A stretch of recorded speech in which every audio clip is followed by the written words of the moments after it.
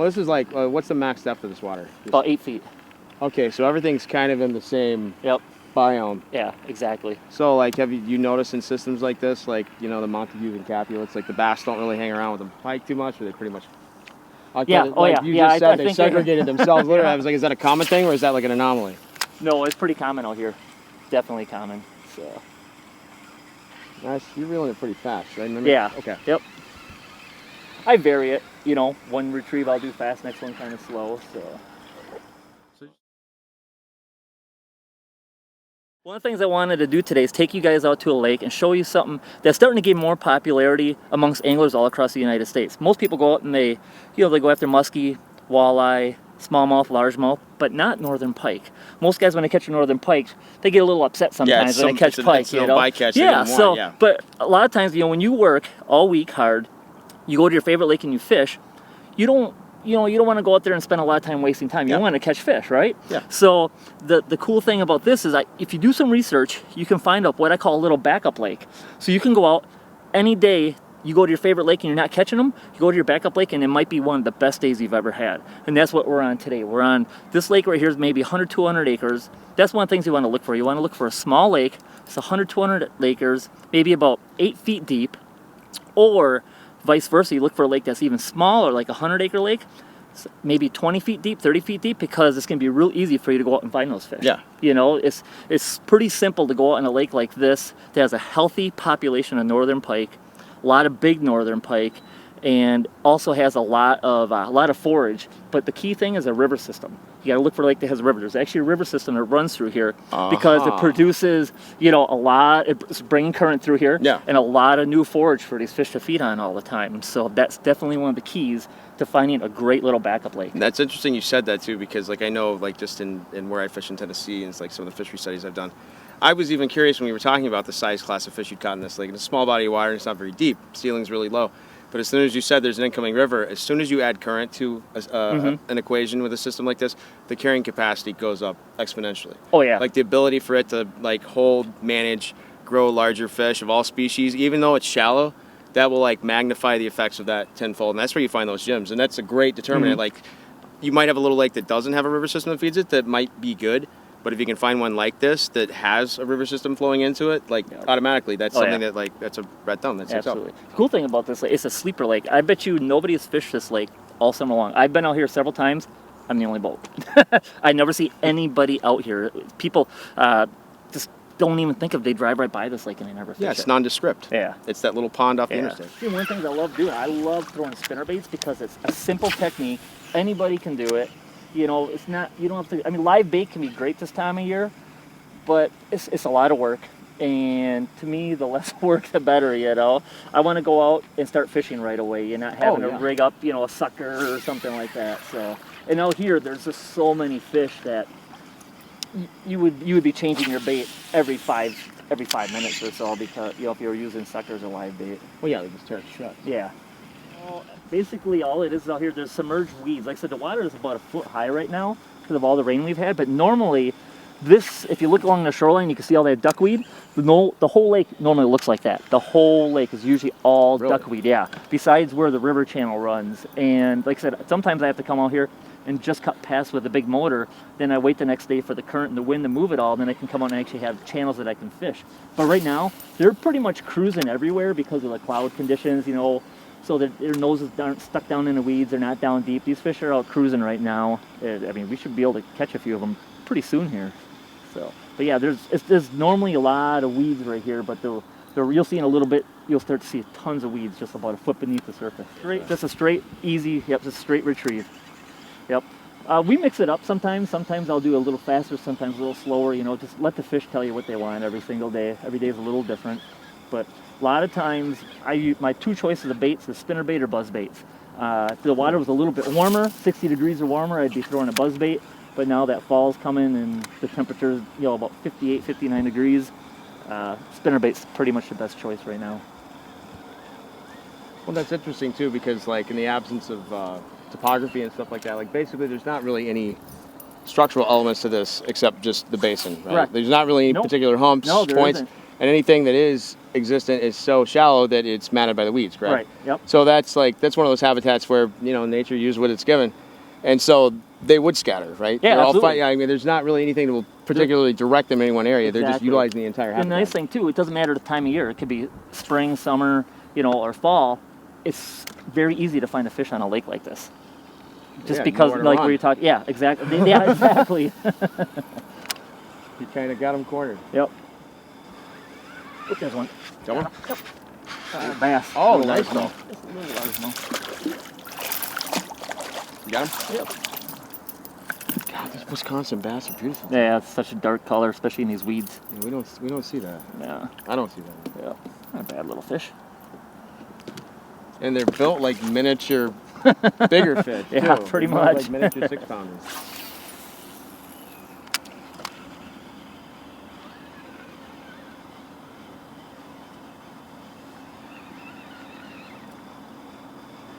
I tell you what, this lake though, every cast gets my heart rate going because there's some giant pike in this lake, and that's just, it's so exciting. A lot of guys have that musky fever, they call it. Man, I tell you what, you can get northern pike fever too. Well, it's something interesting because I've talked to people overseas and they don't have muskie, but their muskie are giant magnum-sized northern pike. Oh, sure. Like they get these big esoteric ones and they fish out in the ocean, and even the techniques and the expectations they have, they don't go out and expect to catch 60. They go out and expect to catch maybe 1, 2, 3, but I mean all the fish they're aiming for, they're shooting for fish in the upper 40-inch range, maybe 50-inch range, but most of the time they get ones, upper 30s, low 40s. But then over here, the pike kind of fall in this gray zone, and they really don't get the respect they deserve. Yep. Because it's either getting in the bass guy's way or the musky guy's like, come on, get off my bait, you're too small.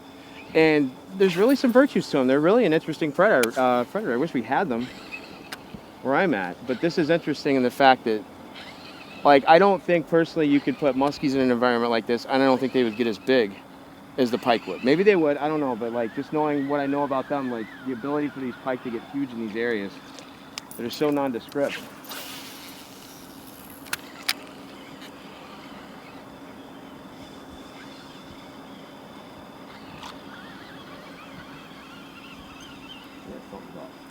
You had one? No. Oh. See the weeds now? Yep, got it. Yep. So now we're in the musky territory right here. Pike me. Yep, that's it. Let's go. Yep. Well, so you said that, is that something that differentiates? Do the pike seem to hold in a system like that if there's a mat of weeds or something? Absolutely. They'll use that more than, okay. Yep. In the middle of the lake, the weeds are really, really thick, and it just doesn't seem like we catch as many because there's no little paths for them to swim. The weeds are just so thick in the middle of the lake. So everybody does. Yep. Dude, what you just said is like reverse psychology, because in most places you look at a place like this and you would just assume, well, it might be kind of dish pan, but the middle of the lake's still going to be the deepest part of the dish. Mm-hmm. But here you're saying that, is it because it's deeper on the edges, or is it because there's just conditions in the middle of the thing that allow the weeds to grow higher? Because it's all fairly shallow, correct? Right, correct, yeah. The river channel is not in the middle of the lake. So okay. That's the thing right there. Gotcha. That's what I was trying to get at. Yep. If I could pick one day, it's exactly like today. Really? Cloudy, not the sun in the sky, nowhere. Because like I said, these fish will come out and they'll just start cruising looking for their forage on days like today when it's not cloudy. And if it was summer, I'd be throwing a buzzbait right now. If it was midsummer and cloudy like today, you could get away with topwater all day long. But when it's a little bit colder temperatures and if it's bright and sunny, then you want to throw a spinnerbait.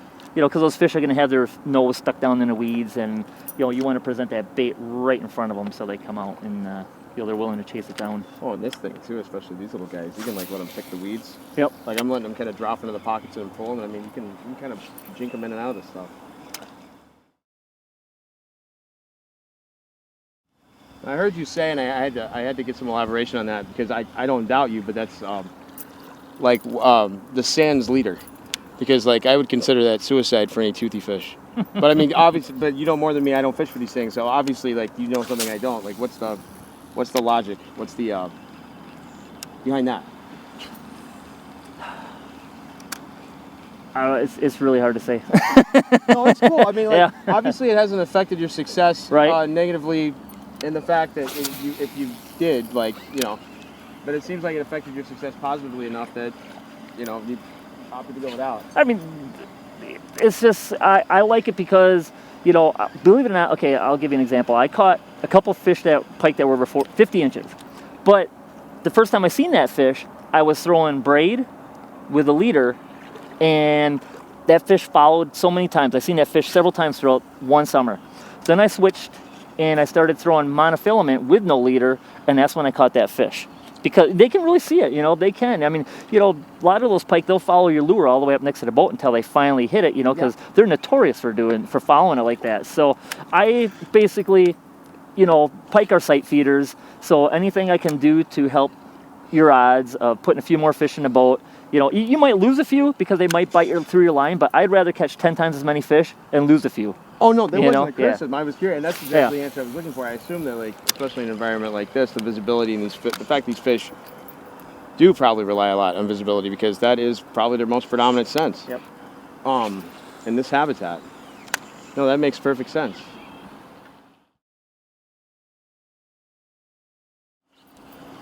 They haven't been relating to the channel though. For the last 2 weeks, they've been all relating to just off of the channel. Yeah.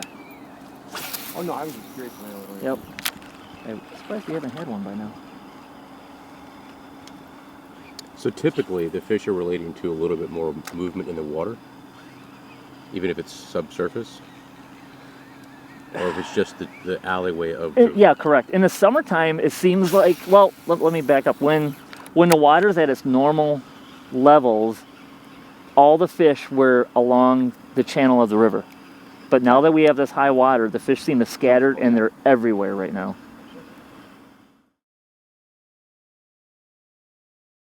Pike water.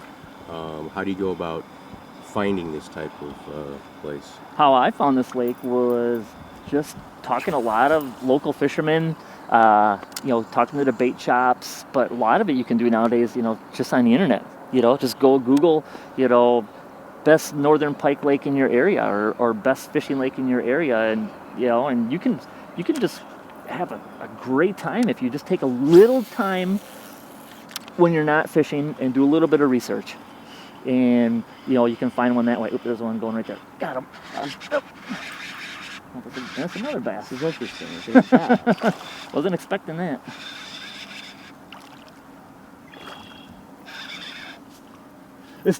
I tell you one thing though, it's been really interesting to see a lot of these little bass in here with the big pike population, you know, being pike the dominant species in here. Yeah. I'm shocked to see a lot of smaller bass in here. You think that They they would all be gone, yeah. So that's just kind of kind of interesting to see a lot of smaller bass in here. And it's a good thing to see too. Oh, but those are young bass, but they're healthy, really healthy small bass. Week or two, we've had a lot of big ones follow though, right next to the boat. I mean, 40 plus pike right next to the boat, had a lot of them follow. What do you think, like, because, I mean, you know, muskie and pike are similar, but the muskie's the one that has the notoriety of being a follower, and I mean, I've got my own theories on that, but pike are, they're bioassimilators. Like, they really do eat a lot more than muskie. Mm-hmm. Like, they just do. Oh yeah. What do you think, what do you notice is the determinant? You're cool, you're cool. What do you think is the determinant of, like, pike following as opposed to, like, them not following, or, like how often does that happen compared to other species? Or like muskie. Like, muskie are notorious for following, pike aren't. But you said, and I've noticed that you said the larger ones seem to follow. Oh yeah. This is what I was getting at. Do you think it's like the older they get, the more... The wiser? Yeah, I mean, definitely. I believe it. Actually, I got this is kind of cool. I don't know. I actually read this book. It's put out by, it's called the Bass Science. I don't know if you ever read that book. They actually did a study on there where they took a tank that Berkeley company owns, and they put some of their scientific research studies in there. They had a tank that had 20 fish in there, 20 bass. They threw a lure in there, and they caught 18 out of those 20 bass. They waited 24 hours, exact same lure, exact same fish. They only caught 4 the second time. The last time they waited a whole month, they only caught 1. So that says if fish's experience is bad enough with that hook in its mouth, there's a possibility they can remember that the rest of their life. Yeah. So that's a reason, like the question you just asked, that's why I think a lot of these fish are going to follow. It's just they're looking for something to make sure that that's real, you know? Yeah. Especially if they get conditioned to that same lure. A lot of times when I come out here and I go fishing, I'll actually throw like the spinnerbait. Then the second pass, I'll go down the same stretch, but I'll switch it up. I'll use a different color, maybe something a little bit different, you know, because I fish this for, you know, a good hour out here and you're not catching any, time to switch it up because those fish are conditioned to that bait. So would you typically, would you fish the entire perimeter of this lake? Yep, absolutely. Yep, till I find where they're at. I mean, and it seems like it changes from week to week. Like 1 week they'll be on one shoreline, the next week they'll be, you know, on the north shoreline. A lot of it, I think, has to do with the wind conditions, depending on where that wind's blowing all the bait fish. So a lot of guys like to avoid the wind. You know how it is when you're musky fishing or any other species. You want to be out there. You want to fish those windy shorelines and those windy, you know, banks, and that's just where the majority of the fish are going to be. Well, that's another question too. Like, I'm not totally bait fish oriented like some guys, but you know, in a system like this, your options are limited. So, like, what exactly when you say bait fish? Is it just like the usual cornucopia of small panfish, sunfish, or is there like there's no like a forage species in here? Yeah, there's a little bit of you got your shiner minnows in here, and you know, bunch of little, you know, you do have creek chubs and stuff that come out of the little river system that runs through here too. But most of the fish are going to be feeding on your bluegill and panfish. So that's why I think the spinnerbait works so good, because it resembles, you know, it's about the same size as the panfish that are in this body of water. Oh yeah. Is the water, because I know a lot of the other systems have been flooded, is this high water for this system? Or Absolutely. Oh yeah, this is about a good foot and a half right now. And they even have there's a dam system where they can control the water flow, and they've had that open almost all month because of all the rain that we've had. There's flow coming in or flow going out, or both? Both.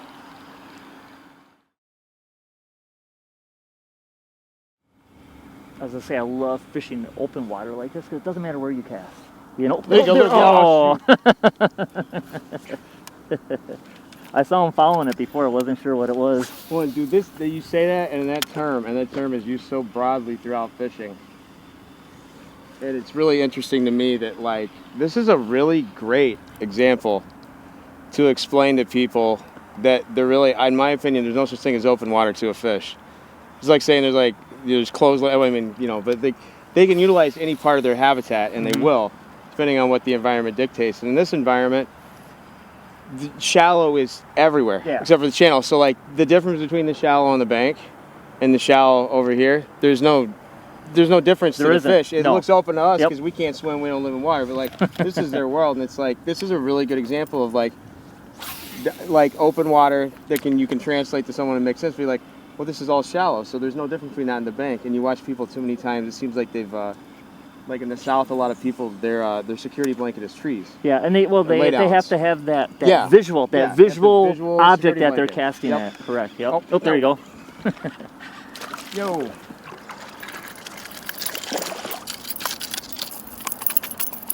What's your protocol for these things? Because I'm kind of handling it like a guard. Just like you're doing. Okay. Pretty. Yeah. Musky light.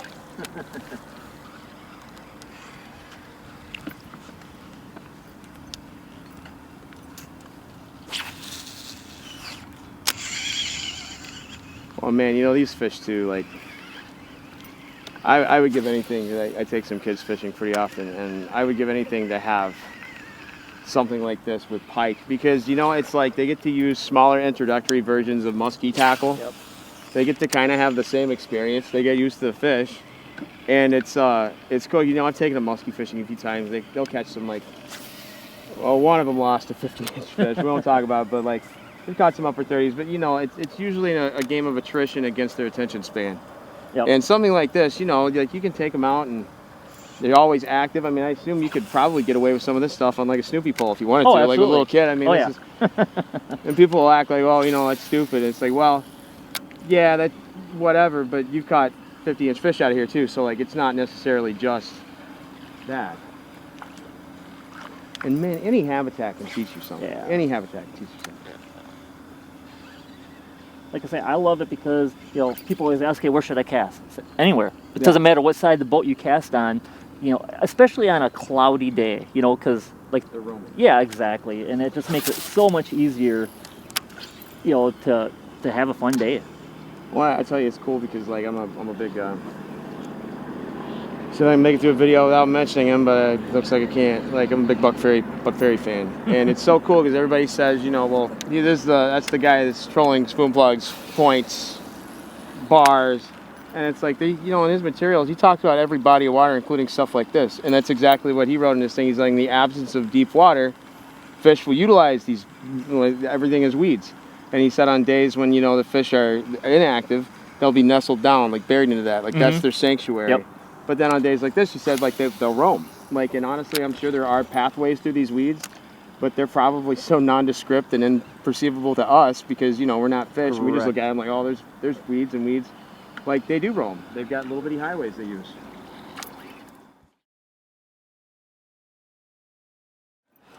But I've been experimenting with using trailers and even using trailer hooks too. And it seems like some days, you know, they just want that bigger profile and you know, it'll produce more bites, and other days it won't. And actually a little trick that I do for putting my trailer hook on, because a lot of times when you buy a trailer hook, you know, they have that piece of rubber on there. Yeah. Rip that piece of rubber off. You want that hook to be freely. You want it to be able to bump off of objects in the water. And something that I do, and it's very inexpensive, is you save your milk jugs, and you get yourself a little hole puncher, and you just punch out a bunch of little circles like that, and that'll hold your trailer hook right on there. So I just put a little bunch of hole punch from milk jugs on there, and that keeps it right on there. That's I'm going to use, because I don't know, we filmed videos where I use trailer hooks for musky fishing on the spinnerbaits. And I mean, people don't believe me, but like 9 times out of 10, I think the spinnerbaits would get their attention, but I've caught way too many 50-inch fish just on the trailer hook. Yep. And you're right, like having it free like that, like it keeps it on, but the rubber grip thing, like it keeps it from being able to swing. Yep. That's cool. cool. Yeah, because you want it to be able to bump off of objects. If there's a brush down there, or there's a stump or dock or whatever you're fishing, otherwise you're going to get hooked up on there. This way it'll be able to move freely, and you'll just be able to keep fishing. Crankbait packages. Got him. There we go. That's a pike. Oh boy. That's not too bad. What the heck, you took me right down in the weeds, man. Oh. That's not a bad one. Oh, that's not a bad one. No, I got him. Okay.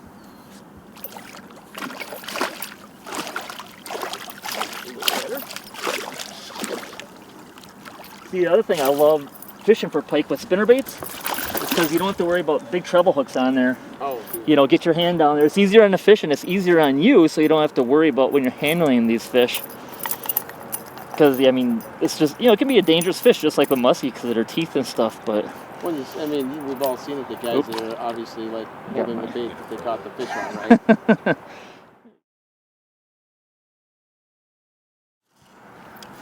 Yeah, see, so that pike did a number on my trailer, so I got to put a new trailer on. And one of the things when you rig a trailer is you always want to rig a trailer with it down, and I'll show you exactly what I mean. So basically, the first thing I do, you can see it's got a curve, and this is how you want it to look when you're done. You want it to be just like that. You don't want it to be the curve of the trailer. You don't want it to be up, because then it's going to get hooked all the time. So the way you want to rig it is just right in the center, just run it right down. And you want that curve to be facing downwards. Just push it all the way up like that. So see how it's down like that? You got the hook up here. That's how you want it. And then I just put the trailer hook over it. And then hold the trailer hook on. Like I said, what I use is I take the hole puncher and I punch out hundreds of these little milk jug cartons, just a little tiny piece of plastic. And I just push that right over the hook. Trailer came off. Oh, did it? Oh, yeah. There we go. Sometimes you can try it with a trailer hook rigged up, or you can try it down. For today, because of the weeds in this lake, I like to rig it so the trailer hook is facing up. I just slide that right down over there like that. And there you go, and that's on there nice and good, and that's not going to come off. And the fish can't see that little piece of plastic on there, really. It's a great combination.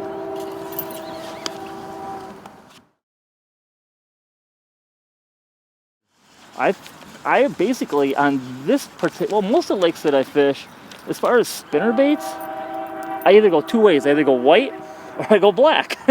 That's about all it seems like you really need out here. You don't need 100 different color combinations, not a lot of different blade color combinations. I try to keep it as simple as possible.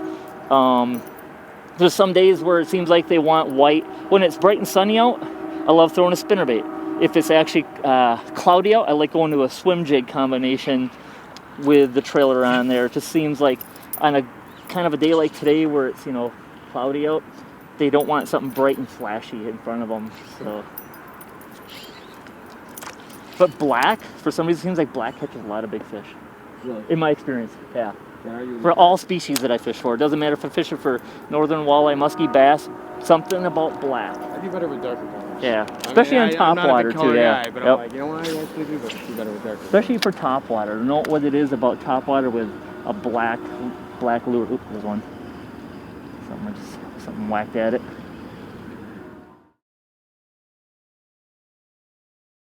Oh, sorry. What I was asking, you keep talking about the river system. Yep. It's obviously impounded, but that's implying that there's a section of this that turns back into a river. Mm-hmm. Correct. Where is that in relation to all this?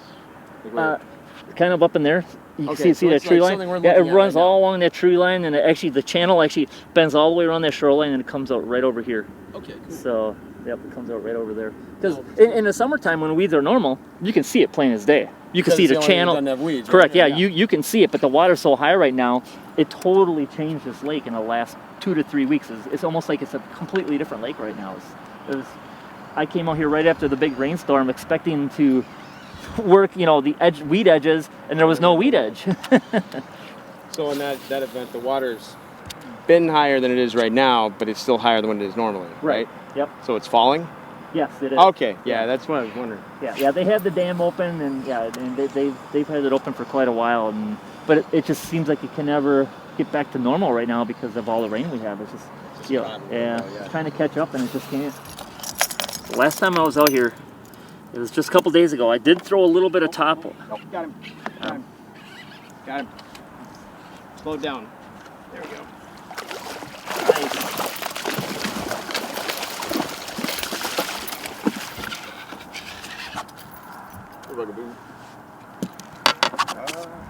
Beautiful pike, man.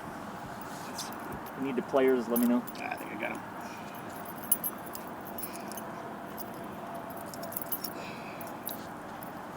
There we go. That was fun. No, I let it fall. You hit it. I felt it stutter when I let it fall, and I lifted it, and I was like, oh. Head towards me. You're getting a little better. Yeah, we get it back. Hey, baby. Oh, there you go. There he goes. Little guy.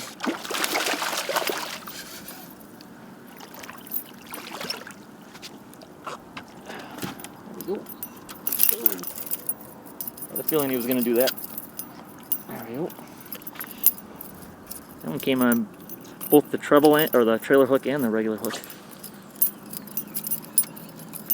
All right. There we go. Not a bad little guy. Not a bad one, huh? Let him go. It's like something was trying to get him right there. See a few little marks on there. Probably a bigger fish trying to make him dinner, huh?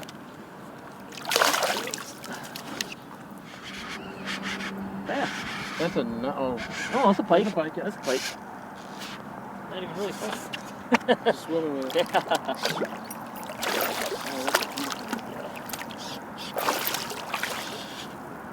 Those are so pretty. Oh yeah. Yeah, the way you hit, I thought it was a largemouth for a second there. That's exactly why you don't want treble hooks on. When they start flopping like that. Good question. Every time I go fishing, I always think about what I'm going to wear. I actually tell a lot of the people that I take out fishing the same thing. I said, just wear neutral colors. Don't wear anything bright. You know, don't wear white or whatever. Like you see today, I'm wearing, you know, a lot of gray.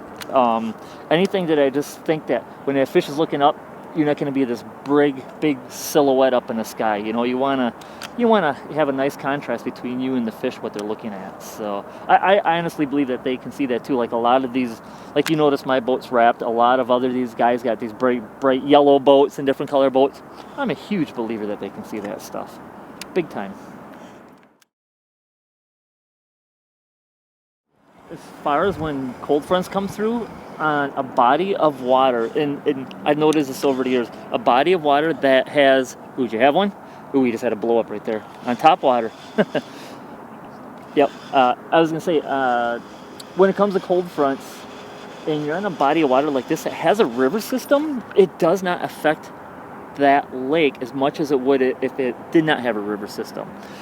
Fish in rivers, just any type of different weather changes, it seems like you're going to be more consistent fishing when you have a river system. If this lake didn't have a river system, I probably wouldn't even be fishing this lake to begin with. So, but as far as the cold fronts, I've noticed that a lot. When you have, because I think that river and that current, and it kind of keeps the temperature pretty much the same throughout the year, you know, throughout the summer and fall and, you know, springtime.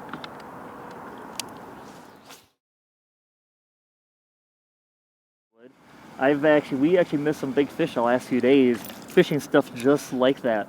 We were just out, you know, just randomly fishing the open water, you know, with stuff that you can't see visually. And we'd come by and I would tell somebody, like, hey, I want you to take your lure and run it parallel to that weed edge. And sure enough, there was a big pike sitting right along the edge of those weeds.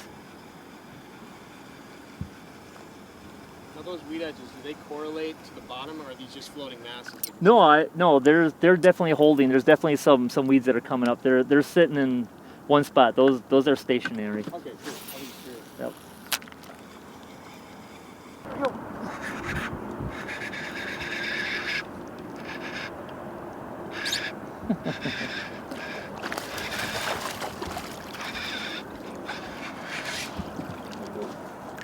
Wrap them around is there. Same size as the other ones we've been getting. There we go.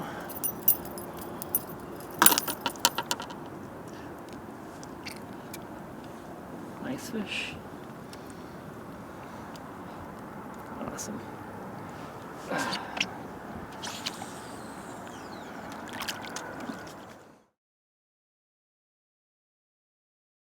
No matter what species of fish you're targeting, it just seems like all fish are gonna, they prefer cleaner water. Just like as us as humans, you don't want to live in a dirty environment. You know, I mean, as long as you have forage and you have some type of cover for that fish to hide in, and if the water's cleaner, of course you're going to catch a lot more fish, because they're definitely going to be able to see your bait a lot better. And with northern being sight feeders, I definitely think they prefer clean water. So that's definitely something, you know, to always look for when you're on a lake, is always fish that clean water first if you can find it.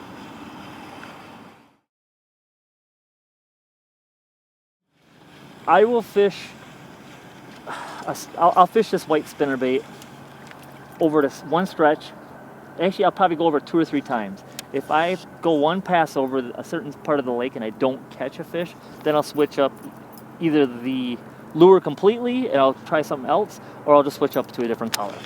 Because I like to give them something a little different to look at, you know. So, like I said, I believe the fish actually do get conditioned to seeing that same bait, especially if you fish that lake a lot and you go back to that same body of water.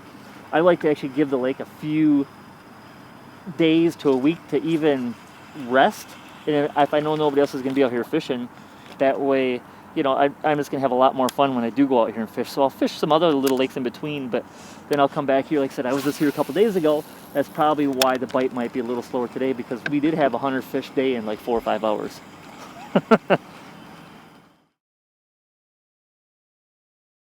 Yeah, for northern pike fishing, of course a bait caster is always good. I don't actually have a particular name brand that I like to throw.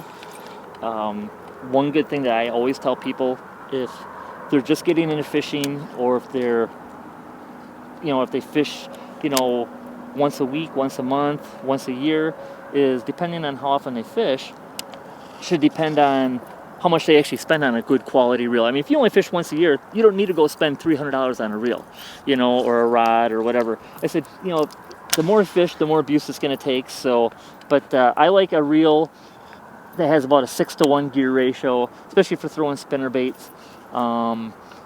It just depends. If it was really weedy like it normally is out there, you want definitely a reel that has a really fast, so really pick up the line really quick, so you can get them all those weeds, and you can definitely have a good chance of getting that fish in. But just a nice quality bait casting reel.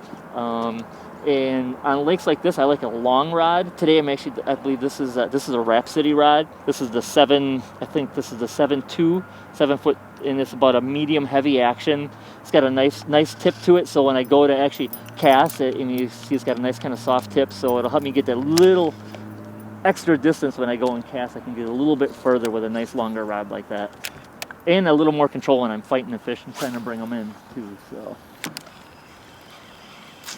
So on your retrieve, it's just like a steady crank? Just a steady retrieve, yep. That seems like that works all year long. It's been pretty much like that for me. I haven't really had a switch. Oh, no, there's something else, a weed. Yeah, I haven't really had a switch. Oh, there was one foul. Did you see that? I did see it. I thought that was a weed following it. That looked spot on it. Yeah, a spot on it. It looked like I had a weed or something like that. That was.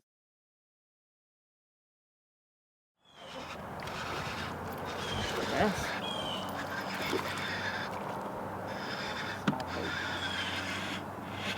Really small pike.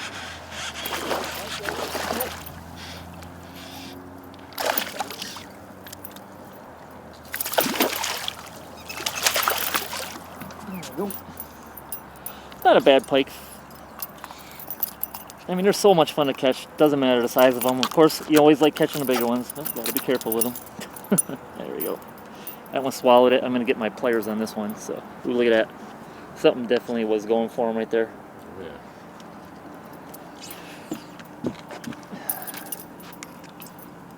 Oh boy. This one, I don't know.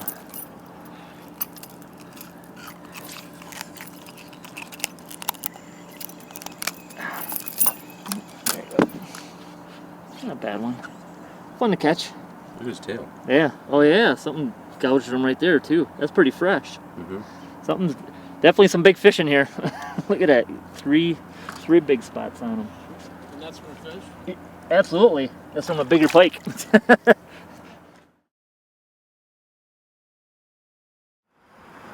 I think it just helps to move all the bait fish and kind of gets everything a little more active and stuff like that, when you have a little bit of a wind. I mean, sure, it's nice to fish in glass calm water like this, but it seems like today it's definitely making the bite a little bit slower. So, plus, you asked earlier about, your camouflage or clothing and different stuff like that. When you get a little bit of ripple on the water, that definitely helps to camouflage you from the fish too. Especially when they're following it and striking short right up next to the boat like that.